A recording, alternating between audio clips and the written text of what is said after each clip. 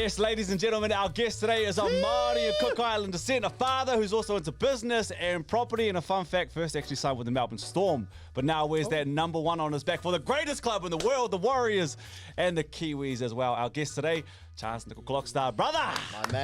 My man. Thanks for having me, team. Welcome, bro. Hey, no, we're the ones who are humbled to have you in here today, man.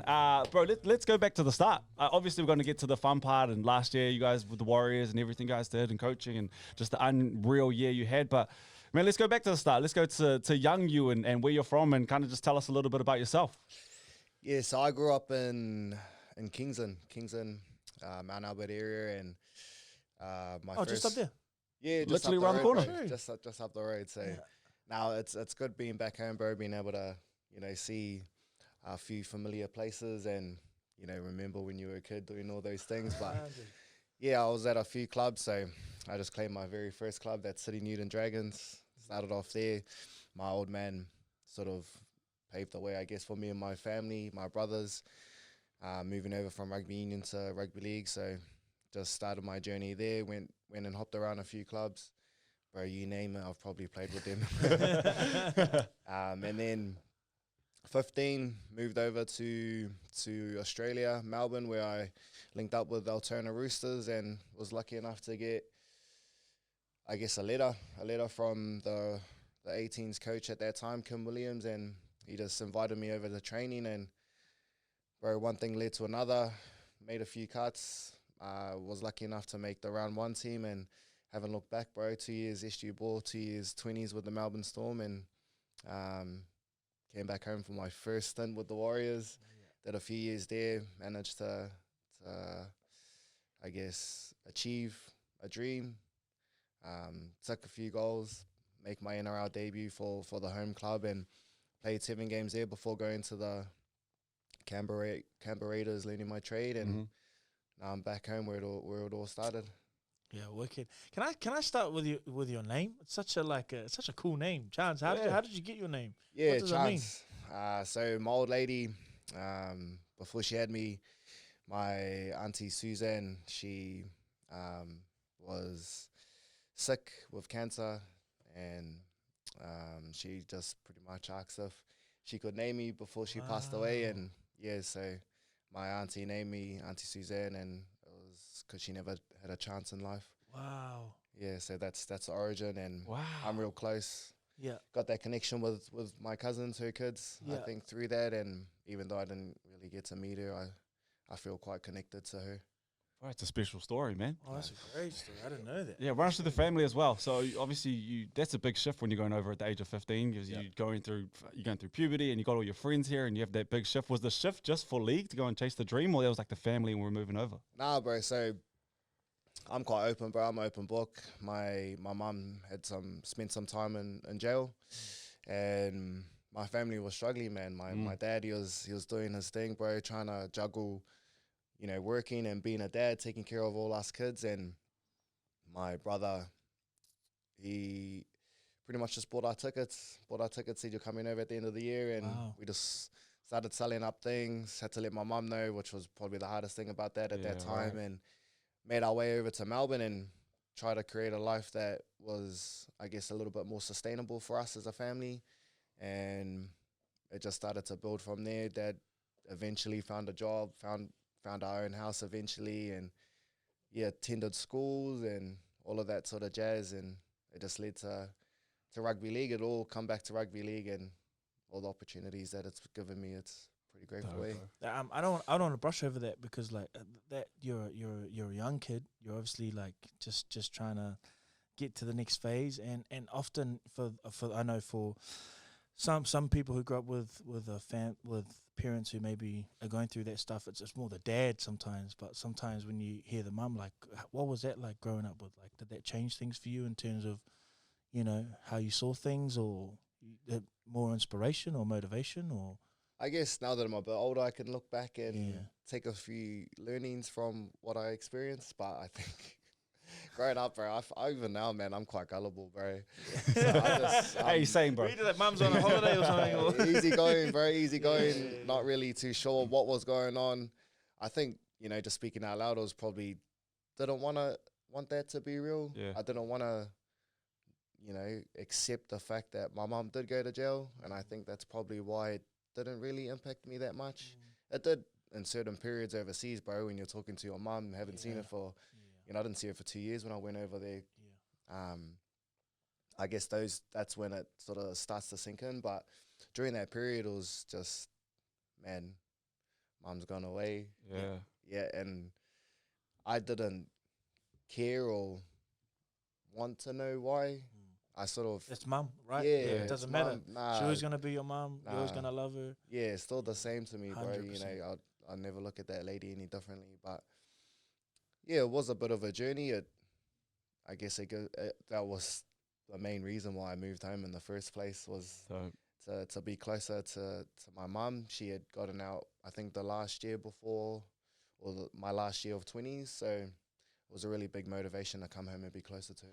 Was your escape, was that running to go and play league? And escape, I mean, you just kind of black everything out, and that's home, and that's kind of like your safest of spaces. I would imagine that when you're out there, that's freedom for you. Yeah, it is, bro. It is. It's something that I've grown up with and known for a very long time. Yeah. You know, I started playing footy when I was 4, and probably up until a few years ago, I was probably doing that same thing, bro, using rugby league as an escape, and that was my way of just blocking out everything. I guess it's sort of like playing video games, you know. Yeah.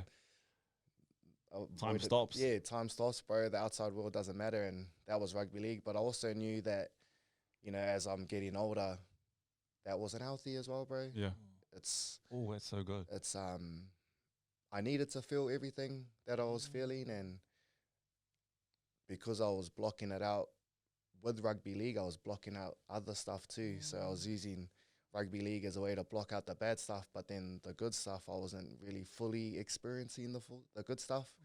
So I needed to adjust and, you know, Did something happen? The emotions. Or you just kind of work that out along the way? Because I think one thing that athletes always struggle with is that at the end, their release has always been, like you said, escapism is going to play rugby or going to play whatever sport you do. And then as soon as you finish, you don't have that. And the realization comes a little bit later. But you had that during your career, or probably still going through it. You learn as you go. But did anything happen, or it's just you just worked that out? Yeah. I think what he's touching on is, well, in my experience watching my friends with athletes and being close to them, is you often deal in extremes, between the high highs and the low lows. And often what you're talking to is with the not being able to, or not having the tools yet to experience those emotions, is like avoidance. So we kind of avoid, you know, stuff. So we chase the high. Like, how did you learn to deal with those highs and lows? Yeah, it's still a journey, bro. Yeah, it's still a journey. Even coming off the Kiwis win, bro. I wasn't. Let's go. High. I was here, bro. I was busy, man. I'm on holiday with my wife in Fiji, and I felt like I was just constantly talking to her about things that happened in the game, bro. Sorry, babe. It was a mean game, though. It was 30 points. They didn't score none. History, baby. Yes. Yeah, I think it starts with awareness, You know, you can't fully change or start to change something if you're not aware of it.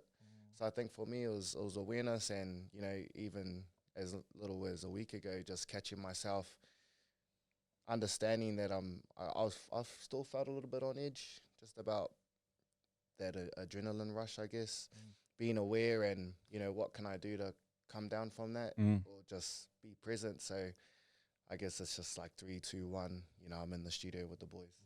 Oh, you know, and I'm here. So just little tools like that, I think, have helped me along the way to be more present, working with people to help me come up with tools to help in those situations. And, bro, just having people around you, bro, like you guys would know, you are who you hang out with. And you know, if you got people that are striving to be the best that they can be, and, you know, want to get ahead in life and treat people with respect and all of those sort of things, bro, it's going to rub off on you. So making sure that the people around me are the people that I want to aspire to be or want to need. Yeah.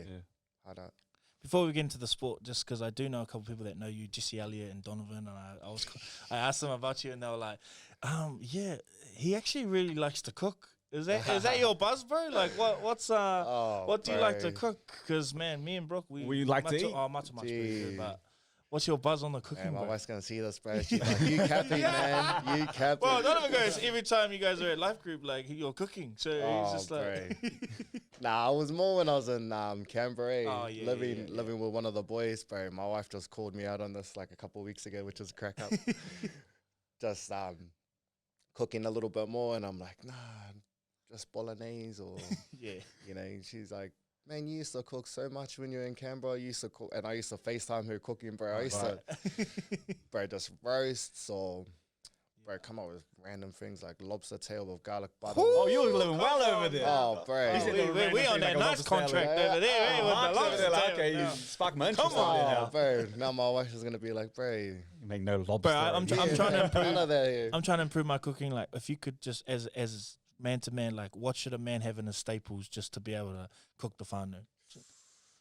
Bro, you can't go wrong with a good bolognese. Yep. Can't go wrong. Garlic bread. Yeah. Steak, bro. Gotta Learn how to know make a to good cook steak. Yeah, Yeah, I good can't one. make it. Mate, It's the always one- dry. It's always dry, my bro. Oh, I can do steak. Sorry about that. the one who used to crack me up, bro, and the reason why I loved experimenting was Charlie Gave. Oh, Charlie. bro, Every time I hear someone talk about him, he's a vibe. I heard. Bro, he is the best. Is he the man? He's the He is man, What's the the bro. stories? best. What's the stories? Nah, he's just always sending you like, just here with Gubby, gonna be cooking this or cream power today, and what you want to start first is, just go through the whole routine, bro. Crack up as Bro, man. he grew up on the water, and his dad used to have this boat. It's called Sweet Georgia, but now he has like this little dinghy, and he will just row out. I don't know, these certain places in Wellington at like 4 a.m. in the morning, go and grab lobster for everyone and bring them back, and just be like, "Here you go, guys." He's Just the on his man own like boat, that, bro. The bro. man. He's crack up as, but yeah, probably started with that guy. He's a vibe, bro, like he said. Now he does Portaloos, I think. Shout out to Charlie Gub. Bro, let's go to Canberra. Let's run us through Ricky Stewart and the Green Army. I've been to Canberra, and I thought it was the most boring place in the world. But everyone who lives there seems to love Live it. there, bro. You Bro, gotta live there, man. I was there like, is this it? Oh, Like, bro, wow, I'm with but- you, bro. I was there, man. I was in that space. But everyone, yeah, so everyone seems to love it. Ricky Stewart seems like a phenomenal players coach from outside looking in. And I guess for you and your career, like run us through Canberra and the Raiders. Bro, there was 2 places that I never wanted to go in my NRL career, and Raiders was one of them, bro. Just I'd been there a couple of times, and this is dumb, this No is vibes. boring, nothing. But man, when you live there, totally different vibe, bro. The community, the coffee culture, bro, is massive there. Love that. Love the that. boys, man. I was living on the north side of Canberra, and Jordan Raps living on the far south, so as south as you can go before you hit New South Wales territory. It was only 25 minutes, bro. Wow. Yeah, so I was on the start of Canberra, and he was at the end of Canberra. So everyone's real close, bro. Get to have that connection with everyone, and yeah, start to build hobbies, I guess, like golf. Oh, God, what are you playing off at the moment? I'm playing off trash, bro. That's how I play. Bro, and I heard that too. So just the being in Canberra, and it's a smaller place, and like the Sydneys have so many teams in the Sydneys, but like at Canberra, you guys come together and you're such a close team because with love, there's not as much to do outside of. So you guys spend so much time together, and it reflects when you guys play. There's like a bond out there. Yeah, bro, 100% agree. It's something that you have to adjust to, being able to catch up with everyone. You got to have balance, you got to have that family time. You got to have that time to yourself. But I think the time with the boys matters as well. And like you said, it's a reflection of the footy that you play on the field. And our getaway, especially towards that back end of me leaving, was golf. We had, massive golf crew, and probably blame COVID for that because we stayed across the road from a golf course. See you out there. Yeah, bro. So everyone's just getting on that golf bug, and yeah, a few teams have their golf boys in it, and definitely started there, bro. You said you kind of like not learned your craft there, but like you got stuck in at Canberra. What was as a player like? What was that the culture of that club? Maybe the coaching too, or just the environment. How did it take you to the next level as a player? What were some notable things for you? Because I always like thinking that we have athletes listening to this too, and they always like what's going to give them that edge? Like, what were you learning there, or what was helping your game to be a professional? Bro, you guys mentioned him before I jumped on. Rog, bro. Yeah. Man, just taking pages from his book, trying to mold my game around what he was doing. Because to me, he was at that time the best fullback in my eyes, and he still was until he moved across to Union. But it was just trying to mold myself around his game over there, and because I was moving over to play fullback or have the opportunity to play fullback, I it gave me a chance to create those, I guess, the foundation for me to be a fullback. And I think as I started to build that foundation, I started to be like, yeah, I think I need that. I think I need this. I need to take a few pages out of that player's book to add to mine and start molding this fullback that I wanted to be. And now that I'm a bit older, and I guess I've experienced a little bit more, I know more of what I need, and probably I don't need that as much. And working alongside players, you know, we spoke about it briefly before, but having like-minded people around you, and people like that in Canberra, so driven, so motivated, at the top of their game in their own rights. You know, I had Jack Wyden that I was able to learn from. He moved from fullback to six. And Hodgson, I think he had just won the Mal Meningo Award before I got there. Or, you know, you just had people at the peak of their powers in their game. So it was just grabbing habits from them and being able to build combinations with them. And I think as a fullback, the combination that you need most with is the hooker. And I had a really good relationship with Josh Hodgson there. So, yeah, just started to build, bro. And as you get along, like I said, you start to nitpick and see what you need, what you don't need. And then you have people around you, bro. I got mad love for Andrew McFadden. He's actually our recruitment manager at the Warriors now. And I was stoked, bro, when he said he was coming home with us or with me.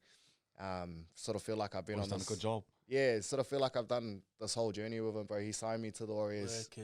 Bro, first thing he said to me when I see that guy, he just looks me up and down and goes, "Oh, I thought you were bigger." It's like, oh, I must have seen the puku. Big in the heart, man. That's all Cappy. Cappy's good like that. So Bullos, that's big, bro. When you go for the high ball, he'll never ever fold on a high ball, bro. He's in there. Yeah. Hey, Charnze, I just wanted to touch on leadership, because obviously in your career, you from what I can hear, it's a uniqueness of taking bits of advice or taking bits of people's game, adding them to your sort of portfolio and go on. But we saw in the Kiwis camp, James Harris just step up to a whole nother level. For us as fans, we're like, holy. And then we're like, is this what Penrith gets from him in the locker room? Can you tell us a bit about being in the locker room, being around leaders, what you look for, and what some of the things that get you inspired to jump out there and take those high balls when everyone else is like ducking? Oh, firstly, that's my job to take those balls, bro. But man, working alongside players like him, we're really good leaders that we could look up to. And I guess, bro, there's that gap, and your leaders are here, and you just want to be there. I think as an athlete, you want to be the best that you can be. And bro, like, look at what Penrith's done the last 3 years. Unreal. If you'd be silly not to try and take something out of what they're doing. And I think, what are they doing? Like, is winning? But other than winning, what is it? What do you look at when you look over the locker room and you see someone like him? Like, what's the kind of things that he's doing that you're like, whoa, okay, I'm on. Bro, he spoke about it at the start when he was first appointed captain, that he doesn't talk much. He leads with his actions, and everything he was doing, bro, recovery, stretching, the way they looked after himself after trainings, games, and everything else, bro. Some people think it just happens on the field, especially people watching, looking in, that probably ain't in the space or athlete space, but it compounds, bro. It's all the 1% is compounding, and that's a byproduct of your preparations during the week. So I guess for me, it was just molding that preparation part of my game even more.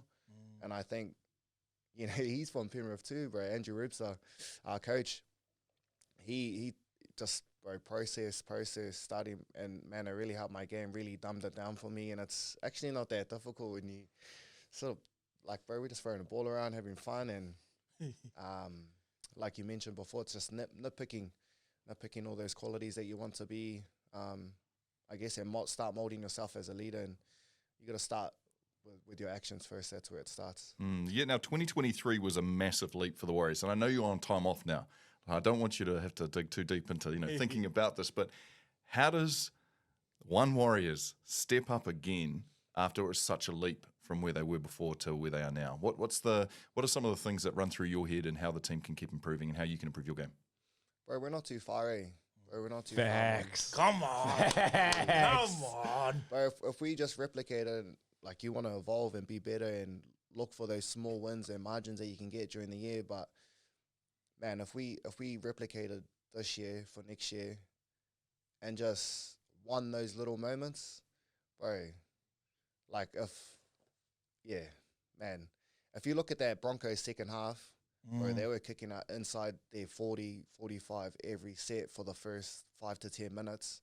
If they called that forward pass, and I don't, bro, we should have been better, needed to be better, shouldn't have got to 24 points, what was 16. But they're variables that can change the energy of a game, right? 100, bro. Yeah. And you're not given that chance. We're camped up in their half, bro. So, bro, we win moments. We win moments, and I think that for me, just speaking out loud, it's probably an individually sort of thing, mentality, then a team thing. If we can get everyone switched on for that moment, in games, I think we're gonna go, bro.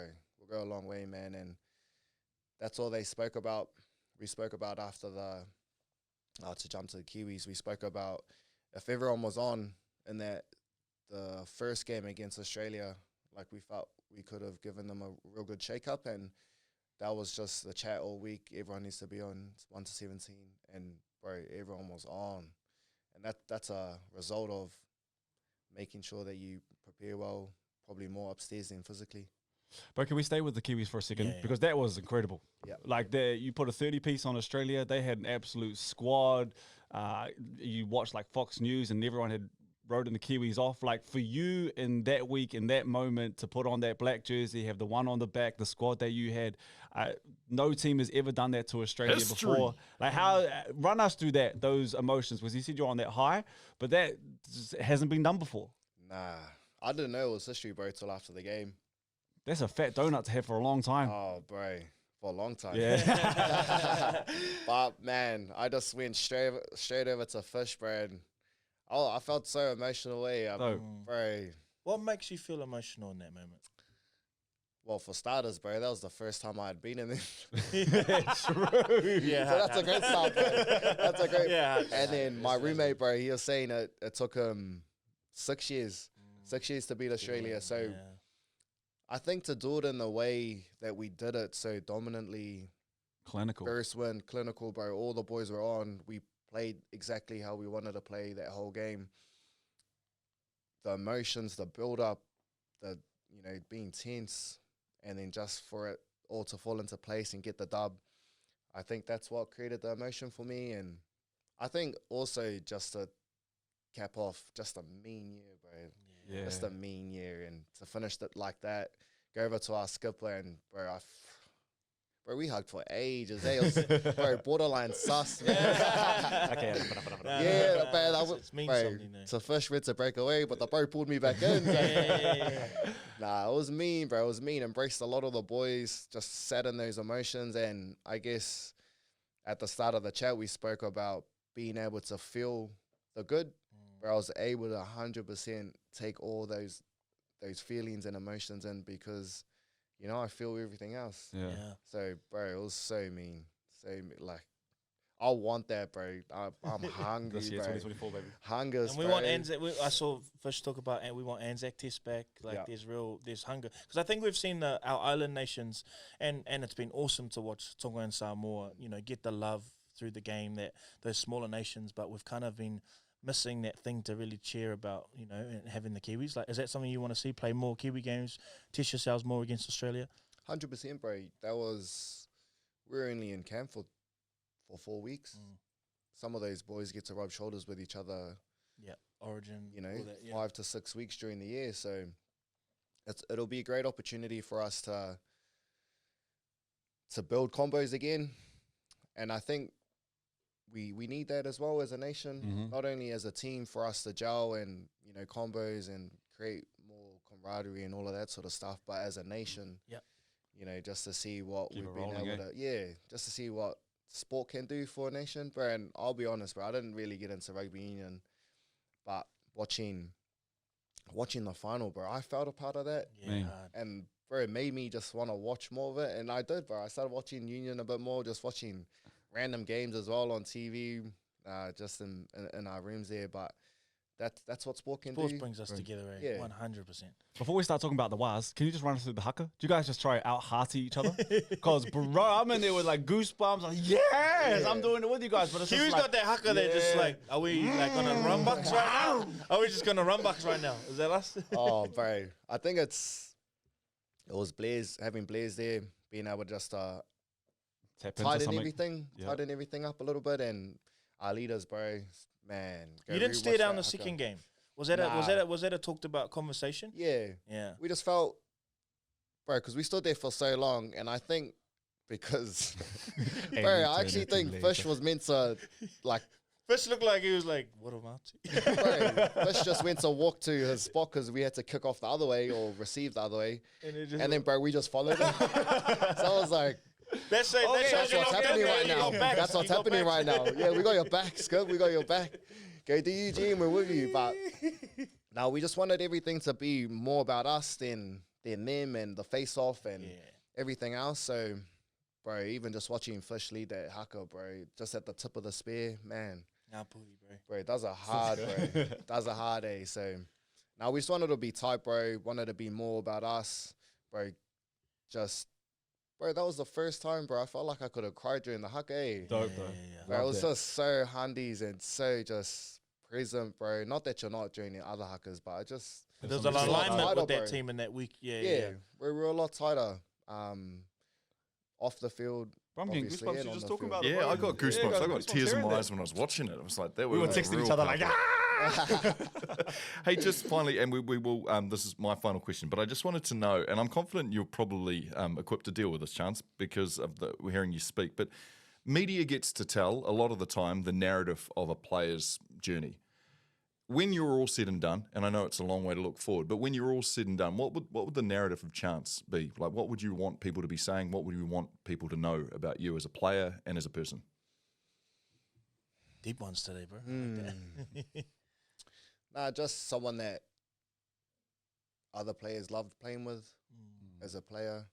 Just someone that they knew would get the job done, confident in what he brings to a team. I think that's what I would want as a player. Someone that someone wants to play with, and as a person, just respectful, time for others. That's just, yeah.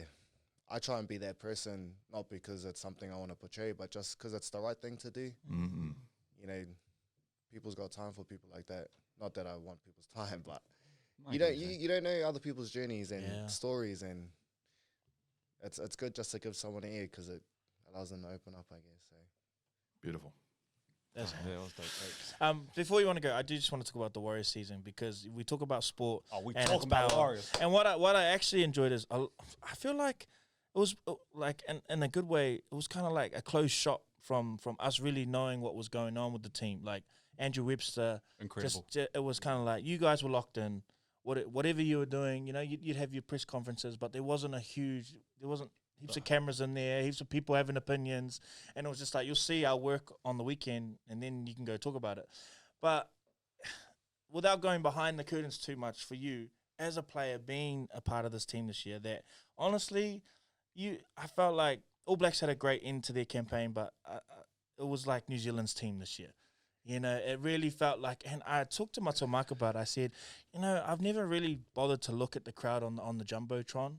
And if I actually looked at the crowd at a lot of those home games, you know, you're seeing like people of different cultures, different walks of life, rubbing shoulders together, you know, having something in common. And to be honest, this year was a hard year for people, for a lot of people. And to give them that little breather going in for another week of whatever they're dealing with in life. And I'm sure you seem like a deep person. I think you guys think about that, you know, and what you guys can do, but you've also got to go out there and play a game. But what was it like being a part of that team this year? And what did it mean to you?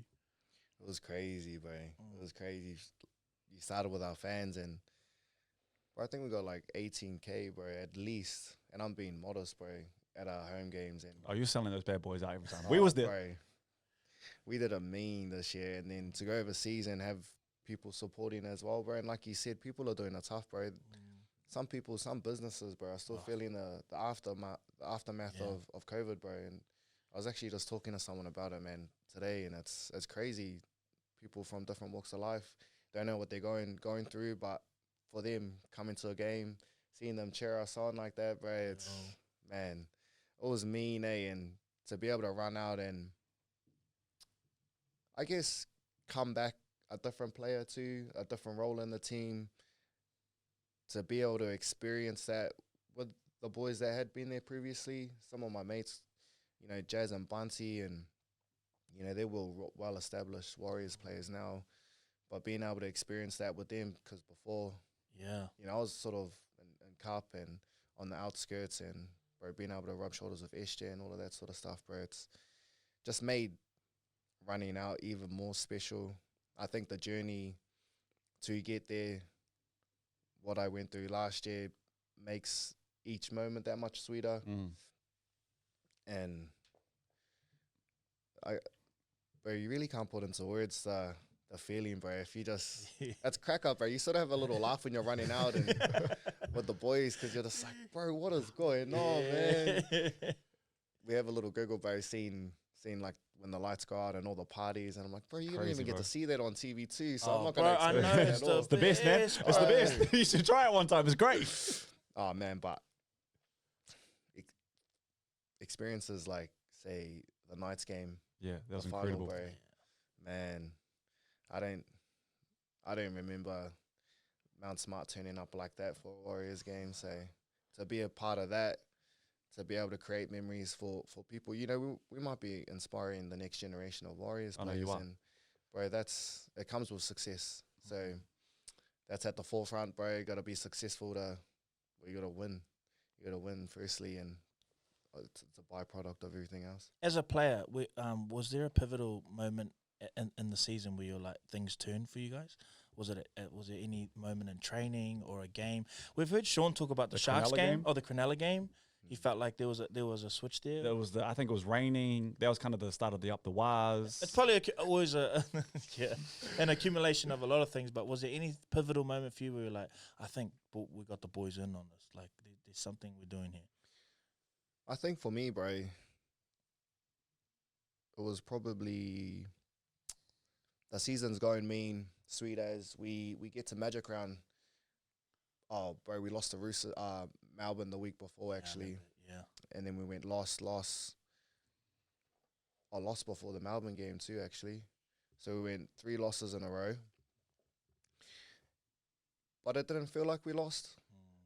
That's so interesting you bring up that point, because talking to Shawnee, and I don't think we did this on the podcast, he said the exact same thing. And he said the reason that he felt like it was great is because Andrew Webster didn't change at all. Nah, same he thing, was still bro. the Is that exact what you were same. experiencing too? Same, bro. It didn't feel like we had just lost 3, bro. And gee, you could get all the, bro. I'm sure if I just scrolled down and went back to that time, bro, I swear you would have seen everyone. Oh, here we go again. Same, you know, this is our year, bro. Bro, I'm sure you would have had. Gee, they make me go get these receipts. But nah, I think for me, just looking back, if we had to pick a time, bro, I remember thinking, man, it's sweet, bro. It doesn't feel like we're losing. Just It's a great place to be. gotta get on the horse, bro. Gotta just trust the process, get back to doing all the 1%ers, and you keep working on them long enough, bro. It'll come, and bro, it came. Did it come? It was a flood. It was an avalanche of greatness. Unreal, bro. Before we wrap this up, next year, because we're all excited. Yeah. Roger's back. How's the squad? Obviously, you've touched on it as well, just that momentum and just being able to harness a few of these things. But how are we feeling heading into what is going to be another great year? We already noticed. Oh, bro. Congrats on being so dope too. Roger's got to go somewhere else. Nah, he's the man, bro. I know, he knows, but Roger knows he's got to go somewhere else. That's all right. That's all right. He's the man, bro. I got so much time for that guy. 100. Nah, so keen, bro. I'm always trying to touch on, you know, being present, being patient. Present. Being present, because I don't want to miss what's happening now. Yeah. Like, me and my wife are expecting. Oh, congrats, through- bro. Congrats, man. Work Thanks, it. boys. Work it. Got Christmas coming up with my 2 babies, and man, there's so much to look forward to now. Or be happy about now, and not look forward to next year, because I don't want to miss it. But bro, man, I've got things just turning in the head, bro. Just so keen to go and try something out, and it's been a bit of a challenge having to not think about it because I know I just need a switch off. I need it, bro. But we're I'm gonna so clip keen to that. get back, Bro. get back in, man. Already just talking with Tane just about a few things that I think we can add to our game for next year, like individually, but as a team, bro. I know the boys will be hungry, man. I felt there was a lot of stuff in certain games, especially that GF. If we were playing our best, man, Could have done it. we could have done it, bro. Would have done it. Would have, yeah. So keen as, bro. So keen for next year. So keen to start training, start adding new 1%ers to the game, and bro, better never stops.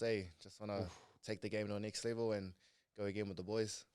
I got one final thing. One person is actually thinking about hanging up the boots. I don't know if you know this, but MC over there, Mato Marc is thinking. He does the halftime shows. For a long time, he's done the Warriors halftime shows. I feel like you guys are building some sort of chemistry. I know I'm just double checking. Would you love to have him back for one more year? Bro, gotta keep going, man. One more year. One more year. One more year. Come on, Marc. Bro, it's our year again. I'll decide later. Yeah. But no, I'm so fizzed for the boys, and it's so funny when you were talking about running out.